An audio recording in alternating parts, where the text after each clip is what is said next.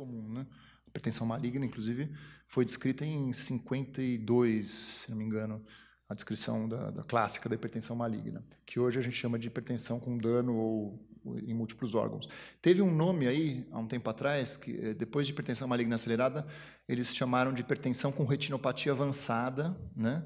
Que foi esse nome que teve também, vocês podem, quando forem ler em algum livro-texto, se vocês lerem hipertensão com retinopatia avançada, é a hipertensão maligna. E hoje em dia, como se sabe que não é só retinopatia que tem nisso, né? A disfunção é de múltiplos órgãos, eles preferiram mudar para o termo de hipertensão com dano em múltiplos órgãos, dano agudo, né? Dano agudo, lembrar que é dano agudo, porque você pode ter um hipertenso crônico com lesão crônica de órgãos, né? Então, o que a gente vê no ambulatório, um paciente que já tem uma disfunção renal crônica, que já tem uma sobrecarga ventricular esquerda, aí não é esse tipo de hipertensão. Essa aqui, a hipertensão maligna acelerada, ou hoje chamada de MOD, né?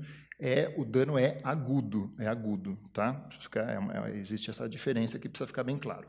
Vamos lá, vamos entender o que é isso, então. Eita, agora o que aconteceu? Vamos ver. Desculpa. Bom, isso aqui eu já falei da primeira vez, né? Sempre tratar o paciente não a pressão, né? Então, no departamento de emergências, a pressão arterial elevada é um sinal, não é a doença. É tipo febre, né? Você pode até tratar a febre com antitérmico, mas a febre é um sinal de alguma outra coisa, né? Redução excessiva pode ser pior que a própria emergência. Vamos falar do nitroprusiato, né? Tem algumas desvantagens e riscos, mas pode ser a melhor alternativa em vários cenários. E tem a questão de alguns agentes que são órgãos específicos, mas no Brasil a gente usa o nitroprusiato. Tem, né, nicardipina, enalaprilat, clevidipina, esmolol, que se vocês forem ler livros, textos, e o próprio Rosens, que é o tratado de emergências, tal, eles vão falar dessas medicações, mas não estão disponíveis no Brasil. Então, medicação injetável de boa qualidade para as emergências hipertensivas, para baixar a pressão boa, aqui no Brasil, que tem disponível nos vários lugares, é o nitroprusiato, tá? Então, o nitroprusiato, ele é um vasodilatador arterial e venoso potente, né? Ele é muito bom, mas ele pode causar taquicardia reflexa, pode dar náusea, vômitos, pode dar intoxicação por tiocionato, pode eventualmente aumentar a pressão arterial. E se você não titular direitinho, não tiver ali à beira-leito e ficar de olho, você pode errar na mão e o paciente pode fazer hipotensão, porque ele é extremamente potente. Então, a titulação tem que ser ali, bomba de infusão, gota a gota. Idealmente, né, na maioria dos lugares não se faz isso. Claro que se o paciente tiver um UTI bonitinho, o ideal, e se for um caso muito grave, o ideal é que tenha monitorização intraarterial, né, passar uma PAM intraarterial. Isso é o ideal. Mas isso está longe de acontecer. Na maioria dos PS que vocês vão ligar nitroprusiato, vai ser pressão arterial do monitor mesmo. Mas se você tiver isso, tiver bem monitorizado, e você estiver atento ali do lado, não tem problema nenhum. Mas tem que tomar cuidado porque às vezes você dá uma dose alta, o paciente faz hipotensão rápido. Embora o tempo de ação seja curto, né, você desliga, a pressão volta a subir rapidamente, tem que tomar cuidado porque às vezes, se você não percebeu que ficou hipotenso, né, pode ser que você demore para perceber que aconteceu isso e o paciente fique hipotenso muito tempo. Então, tem que tomar cuidado com isso. O nitroprusiato é uma droga bem potente. Mas vamos falar um pouco das situações. Então, vamos lá. Caso clínico. Mulher de 49 anos foi levada para o pronto-socorro, o departamento de emergências, com quadro recente de confusão mental. Então, aí já começa, né? A família relata que a paciente vinha referindo um mal-estar inespecífico, tontura, alterações visuais e cefaleia há 3 dias. Então, um quadro não é só cefaleia, né? Então, mal-estar inespecífico, alterações visuais, borramento visual, tontura, náusea, mal-estar e, agora, confusão mental. Nas últimas horas, evoluiu com náuseas, vômitos, inquietação, agitação, confusão e agressividade. Não há relato de febre, abalos musculares, né, convulsão, etc., ou trauma. De antecedentes, ela já é hipertensa, né, e usa irregularmente clortalidona, enalapril e atenolol. Família nega cardiopatia, nega diabetes, doença renal crônica, uso de drogas ou álcool, e ela é uma tabagista, 20 cigarros dia há mais ou menos 15 anos. Você faz uma glicemia capilar, lembrar que o paciente com confusão mental, quer rebaixamento do nível de consciência, você sempre precisa fazer uma glicemia capilar, né? Não está hipoglicêmico, que a pressão está 265 por 170 e 270 por 165 no membro superior esquerdo e no direito, mais ou menos a mesma pressão nos 2 braços, né? Frequência cardíaca de 108, frequência respiratória 18, saturando 96%, afebril. bem hipertensa, com confusão mental. Aparelho cardiovascular não tem sopro, não está congesta, abdômen inocente, pulsos palpáveis, simétricos, não tem assimetria de pulsos, tudo bonitinho, não tem edema, então não está com consciência cardíaca, nada disso. Glasgow 12, tá?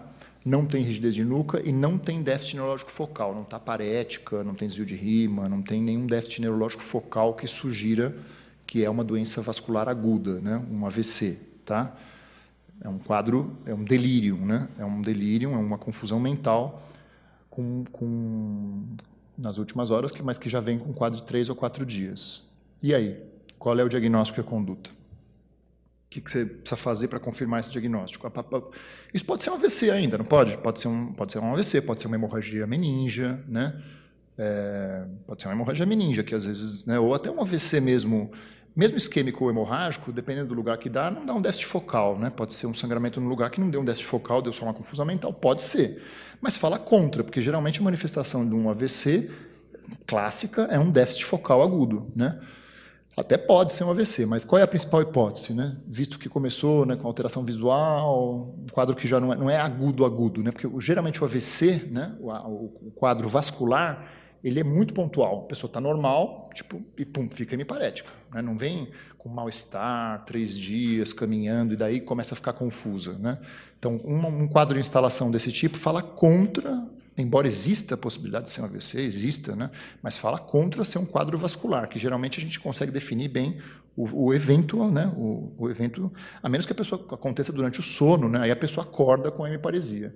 Mas não é um quadro de evolução, de instalação assim, ao longo de 3 ou 4 dias. Então, isso sugere o quê? Encefalopatia hipertensiva. E aí, como é que você faz o diagnóstico? Precisamos fazer o quê para confirmar? É uma suspeita forte, né? Mas aí a gente precisa fazer um fundo de olho para confirmar, tá? Geralmente a gente confirma com fundo de olho. O que você vai encontrar no fundo de olho desse paciente? Geralmente você encontra um papiledema bilateral, né? Existe encefalopatia hipertensiva sem papiledema? Existe. Então, a eclâmpsia, por exemplo, a eclâmpsia é uma encefalopatia hipertensiva, tá? É um tipo de encefalopatia hipertensiva na gravidez, né? A pessoa convulsiona, pode ficar confusa, é uma encefalopatia hipertensiva. E muitas vezes a eclâmpsia, como a pessoa geralmente não é hipertensa, crônica, né? Você pode, às vezes, ter encefalopatia sem ter a retinopatia. É mais raro, mais comum você encontrar na encefalopatia hipertensiva o edema de papila, mas em alguns casos, né, você pode não encontrar, né?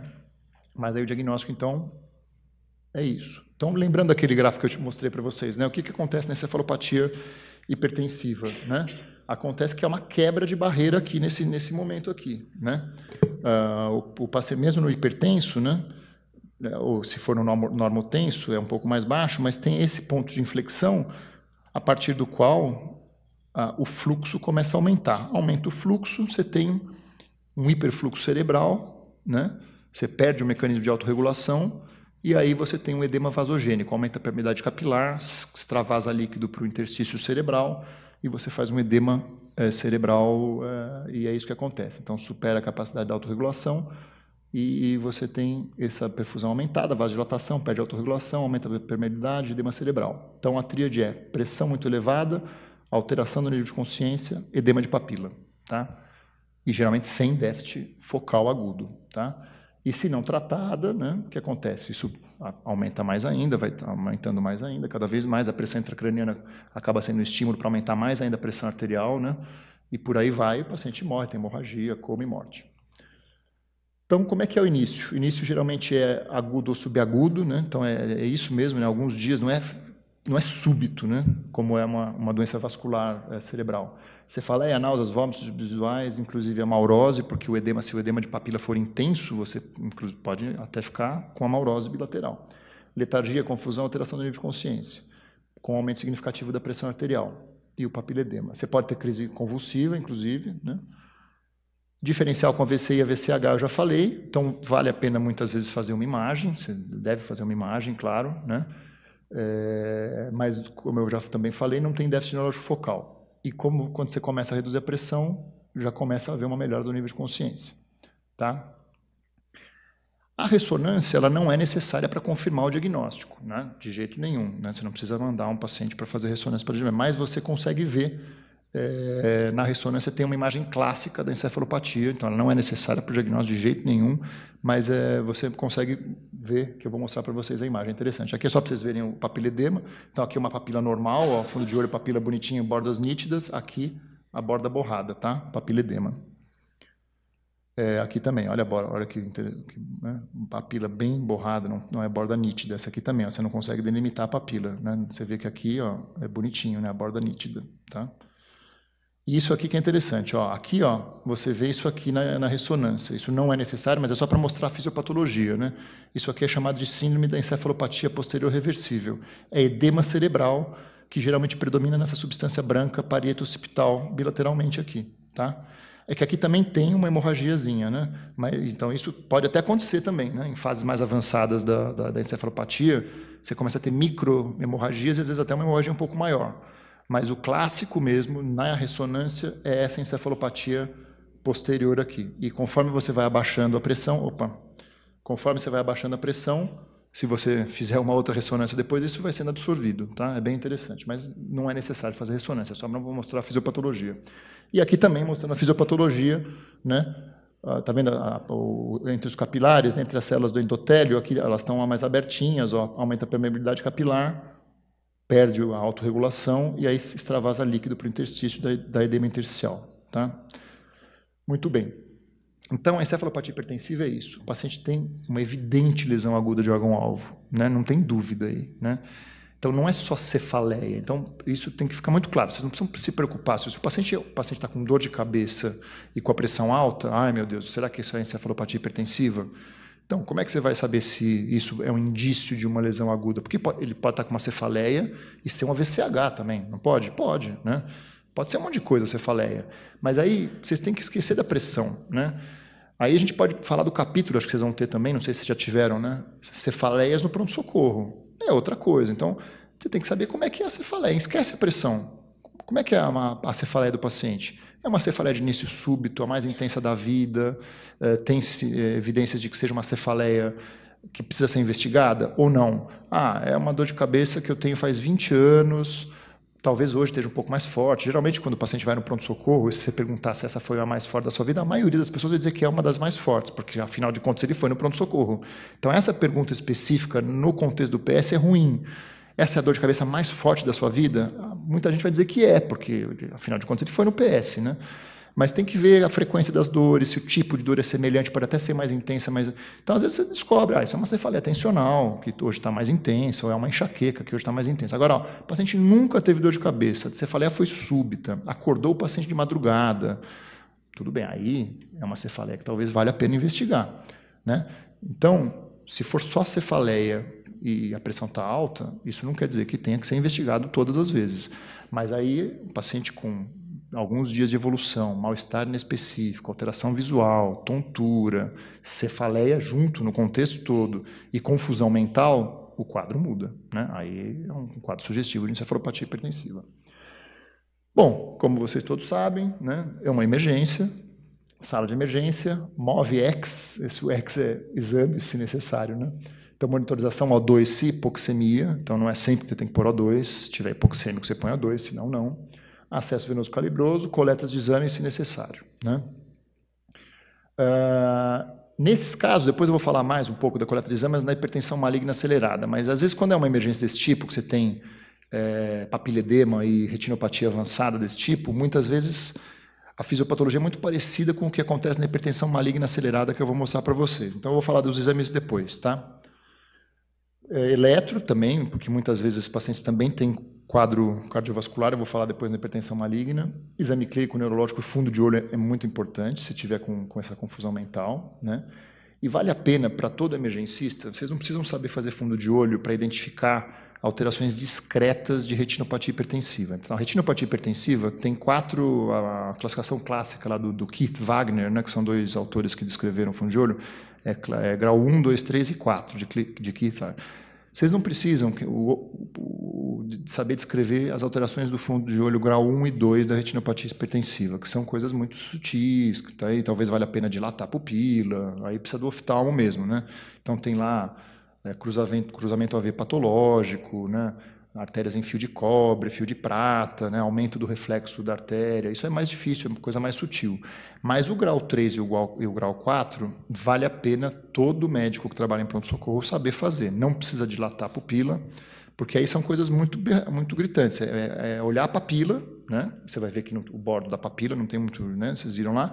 E esse é o grau 4, né? Papiledema é o grau 4. E o grau 3, que é uma retinopatia avançada também, é quando tem hemorragia e exudato. Eu vou mostrar depois algumas fotos também. Então, esse aí é interessante que todo mundo consiga ver, né? Não precisa dar um laudo de fundo de olho bonitinho, né? Olha, tem grau 1, retinopatia grau 1, mas pelo menos as graves é interessante saber. Então, diagnóstico rápido concomitante com início do tratamento. Viu o que é isso? Porque a hipótese já é anterior ao fundo de olho, né? O fundo de olho você vai fazer para confirmar, mas a gente já tinha essa hipótese. Então, pegou o acesso, já pede para começar a preparar o nitroprusiato, faz o diagnóstico. Lembrar dos diferenciais e a redução inicial é de 10 a 20% da pressão arterial média, tá? Então, isso aqui eu já falei, vamos passar para frente. No Brasil é o nitroprusiato, né? Eu falei lá daqueles labetalol, esmolol, nicardipina, etc. Mas vamos falar do nitroprusiato. Então, é um potente vasodilatador, mais arterial do que venoso, mas ele é dos dois, né? Ele pode piorar realmente a pressão intracraniana, porque como ele é um vasodilatador venoso também, ele pode dar uma piorada na pressão intracraniana, mas esse efeito, num caso de uma emergência desse tipo, é irrisório, tá? Vocês vão ler alguns estudos, que nos Estados Unidos realmente eles preferem os outros por causa disso, mas não tem, né? Você tem que dar o nitroprusiato, tá? Então esqueçam isso. O que pode ter realmente é isso, né? Como ele é um vasodilatador potente, a maioria dos vasodilatadores diretos podem ter taquicardia reflexa, né? Você vasodilata, dá taquicardia reflexa, tá? Hidralazina, essas coisas que a gente usa também via oral, às vezes pode dar taquicardia reflexa. O nitroprusiato pode acontecer isso. Então, se o paciente for um coronariano, eventualmente, né? Você pode ter um fenômeno do roubo de fluxo coronário, porque então pode desencadear uma síndrome coronariana aguda no paciente que você dá nitro e baixa muito rápido a pressão. Mas por isso que você tem que fazer a titulação da redução da pressão de 10 a 20%, tem que estar lá na beira do leito, diminuir devagar isso aí. Mas é uma coisa que pode acontecer, né? Então, a maior complicação é a redução acentuada, com isquemia do sistema nervoso central, né? Necessidade de PA invasiva, aquilo que eu já falei, né? É o ideal, mas isso só se tiver no contexto realmente de uma UTI, bonitinho, no PS, não tem como você ficar passando PA, M, né? Não dá, né? Então, vai ser isso mesmo. A dose inicial é 0,25 a 0,5 microgramas por quilo-minuto, podendo chegar até 10 microgramas por quilo-minuto. Então, é uma dose que pode ter grande variação na dosagem, né? E o cuidado com a redução excessiva, porque ele é muito potente, muito potente. Então, lembrando aqui, lembrando de novo daquilo, no hipertenso, né, essa curva está toda desviada para a direita, então a gente pode reduzir com um pouco mais de tranquilidade, mas mesmo assim tem que tomar cuidado para não cair no oposto aqui, né, não cair nesse ponto de inflexão e começar a ter hipoperfusão. Muito bem. Como é que você faz, então? Uma regrazinha básica para quem está no PS. O frasco tem 50 miligramas em 250 ml, quer dizer, o frasco tem 50 miligramas, você dilui em 250 ml, isso dá uma concentração, né, de 200 microgramas por ml dessa diluição que você faz. Se você for começar com a dose inicial mínima, a menor dose possível, que é 0,25 microgramas por quilo-minuto, que geralmente é o que você começa, né? Porque a resposta é muito individual. Tem pacientes que respondem com essa dose pequena rápido já. Então, você começa com a menor dose possível, né? Então, para começar com essa dose, nessa diluição, para um paciente de 60 quilos mais ou menos, na bomba de fusão dá 4,5 ml hora. Paciente de 70 quilos, um pouco mais, né? 5 ml hora mais ou menos você começa. É bem tranquilo. Começou, a ação é rápida, 10, 15 minutos já está agindo, tá? Então, vocês podem titular logo depois disso. Então, aquele paciente nosso lá que estava com 270 por 165, né? Isso tem uma pressão arterial média de 200, né? O cálculo da pressão arterial média é diastólica mais sistólica menos diastólica por 3. Então, a pressão arterial média desse paciente aqui é 200 milímetros de mercúrio. A gente vai reduzir em 10 a 20%, né? A ideia é nas primeiras horas, né? Então, primeira hora, reduzir a pressão arterial média, 10% é 20, né? 10 a 20. Então, até 160 a 180 milímetros de mercúrio da pressão arterial média. E a sistólica daria mais ou menos isso aqui. Baixar para 220 a 240, lembrar que o dele é 270, então é uma bela pressão arterial sistólica e uma bela pressão arterial diastólica. Então vejam, né? Esse cara está tão hipertenso que na primeira hora nós não vamos baixar a pressão para 15/10. É para 22/13, no máximo. Porque se baixar além disso, o paciente pode fazer hipoperfusão. Então, lembrar que se a pressão estiver extremamente elevada, vale a pena calcular mesmo, porque é no máximo 20% da pressão arterial média na primeira hora. Não é para passar disso, tá? Você tirando esse paciente, porque é só lembrar disso aqui, ó. Bem, você tirando esse paciente, ele está aqui, ó. Ele está aqui nessa faixa aqui, ó, porque ele está com encefalopatia hipertensiva. Ele está com a pressão arterial média aqui, né? Opa. Você tirando ele daqui para cá, você retoma o mecanismo da autorregulação e você já consegue começar a diminuir o edema.